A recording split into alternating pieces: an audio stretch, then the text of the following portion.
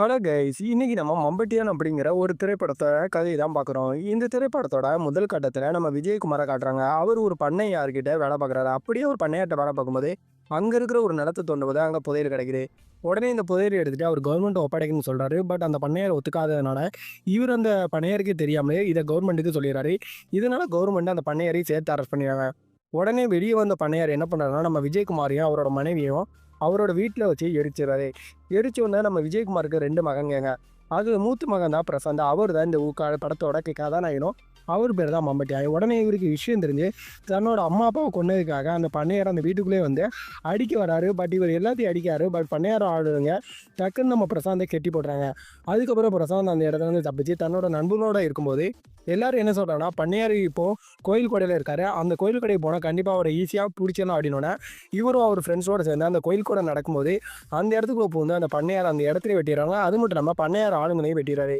இதுக்கப்புறம் நம்ம பிரசாந்த் என்ன சொல்கிறாருன்னா, நம்ம வாழ்க்கை மாறிடுச்சு. இனிமேல் நம்ம என்ன பண்ணுறோன்னா, இந்த ஊரில் அநியாயம் பண்ணுற எல்லாருக்கிட்ட இருந்தும் பிடுங்கி இல்லாதவங்களுக்கு கொடுக்குறோம் அப்படிங்கிற மாதிரி சொல்லி இவங்க போராளியாக உருவாகிறாங்க.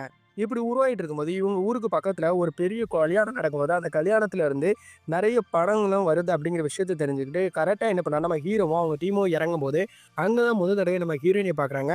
இந்த இடத்துல மாப்பிள்ளை பகையை வந்து பொண்ணை பார்த்தனும் ஓடிடும். இங்கே ஹீரோக்கு என்ன தோணுன்னா, இது தப்புன்னு சொல்லிட்டு பொண்ணு கூடயே அவ பிடிச்சி நகை எல்லாத்தையும் கொடுத்து அவளை ஊருக்கு அனுப்புகிறாங்க. பட் ஊருக்கு போனால் அவளை தப்பாக பேசுறதுனால எனக்கு நீங்கள் வேண்டாம், இந்த கல்யாணம் வேண்டான்னு சொல்லிட்டு இவங்க சாதலாம் முடிவு பண்ணுறாங்க. பட் ஊருக்கு பக்கத்தில் உள்ள ஒரு பாட்டி பார்த்துட்டு மம்மட்டியாங்கிட்ட இந்த விஷயத்த சொல்லும்போது அவன் என்ன சொல்கிறான்னா, நீ கவலைப்படாத, இனிமேல் நீ இருக்க வேண்டிய காலம் வரைக்கும் நான் உனக்கு சாப்பாடு போடுறேன் அப்படிங்கிற மாதிரி சொல்லி அந்த பாட்டிக்கிட்ட இவளை பத்திரமா பார்த்துக்கோ அப்படிங்கிற மாதிரி சொல்லிட்டு அவரும் போய்ட்றாரு. இதுக்கப்புறம் நம்ம மம்பட்டியானை பிடிக்கிறதுக்காக வெளியே இருந்து பெரிய போலீஸ் டீமே வந்துடுது. அவங்களும் பிடிக்க எவ்வளோ முயற்சி பண்ணுறாங்க. பட் நம்ம மம்பட்டியானை பிடிக்க முடியல. அப்போ தான் அவங்களுக்கு ஒரு விஷயம் புரியுது. என்னன்னா, மம்பட்டியான் எப்பவும் ஒரு டான்ஸர் வீட்டுக்கு வருவோம் அப்படிங்கிற விஷயம் தெரிஞ்சு அவன் மூலமாக நம்ம மம்பட்டியானை வர வச்சு அவனை பிடிக்கலாம் பார்த்தா கரெக்டாக ஹீரோ என்ன பண்ணிடுறான்னா அங்கேருந்து தப்பிச்சிடறான். தப்பிச்சதுக்கப்புறம் டக்குன்னு இவன் என்ன யோசிச்சுட்டு இருக்கான்னா, இந்த போலீஸ்லேருந்து என்ன பண்ணுறதுன்னு யோசிக்கும் போது இவர் ஊருக்குள்ளே இருக்கிற இன்னொரு பண்ணையாட்ட இருந்து நிறைய நெல்லெல்லாம் பிடிச்சிருப்பான். அந்த நெல்லெல்லாம் அந்த ஊர் மக்களுக்கு பிரித்து கொடுக்கும்போது அவரோட தம்பியும் அவரோட ஃப்ரெண்டும் அங்கே இருக்கிற போலீஸ்காரன்ட்ட மாட்டினோடனே அவங்களையும் இவர் எப்படியாவது காப்பாற்றணும்னு சொல்லி போலீஸ்காரங்களை தன்னோட கஸ்டடியில் வச்சு அவரோட ஃப்ரெண்டையும் தம்பியும் காப்பாற்றுறாரு. இதுக்கப்புறம் அவர் ஃப்ரெண்டு தம்பிட்டு ரைட் என்ன சொன்னான்னா, இப்போதைக்கு ஊர் மக்களுக்கு தேவையான எல்லாத்தையும் நம்ம செஞ்சுட்டோம். இனிமேல் இந்த இடத்த விட்டு நம்ம போட தான் நல்லது. உங்கள் எல்லாருக்கும் தேவையான விஷயம் என்னென்னு சொல்லுங்கடா, அதெல்லாம் நான் தந்துடுறேன் அப்படின்னோடனே ஹீரோ என்ன சொல்கிறேன்னா அவங்க தம்பியை தெரியாமல் எல்லாருமே அழுதுட்டு இருக்காங்க. இதுக்கப்புறமும் ஹீரோ என்ன பண்ணான்னா, நம்ம ஹீரோயின்கிட்ட போயிட்டு நம்ம எனக்காக நீங்கள் சொல்கிற மாதிரி ஆட்சிப்படைகளை காத்துட்டு நான் நைட்டு வந்துடுவேன், நம்ம இங்கேருந்து கிளம்பிடலாம் அப்படின்னோடனே ஹீரோயினுக்கு ரொம்பவே சந்தோஷமாயிடுது. உடனே அவங்களும் ஹீரோக்காக காத்துட்ருக்காங்க.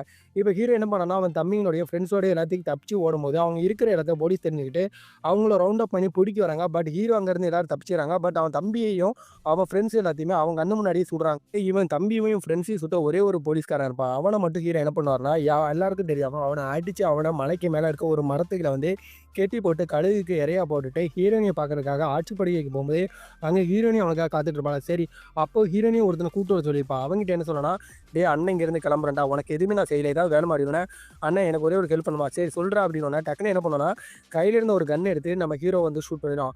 அப்போ அவன் என்ன சொல்லுவான்னு பார்த்தீங்கன்னா, போலீஸ்காரன் வந்து மம்பட்டியான உயிரோடையோ கொலையாக பண்ணி பிடிச்சி கொடுத்தா அவங்களுக்கு சன்மானம் தரேன்னு சொல்லியிருப்பாங்க. அந்த சன்மானத்துக்காக தான் அவனை சுட்டுட்டேன் அப்படிங்கிற மாதிரி சொல்லி ஹீரோயின்கிட்ட சொல்லும்போது ஹீரோனி உடனே அங்கே இருக்க ஒரு போட்டு கட்டையை எடுத்து அங்கே இருக்க அவனை சுட்டவனை அடித்து அந்த இடத்துல கொண்டுட்டு ஹீரோ பக்கத்தில் விழுந்து செத்துருவா.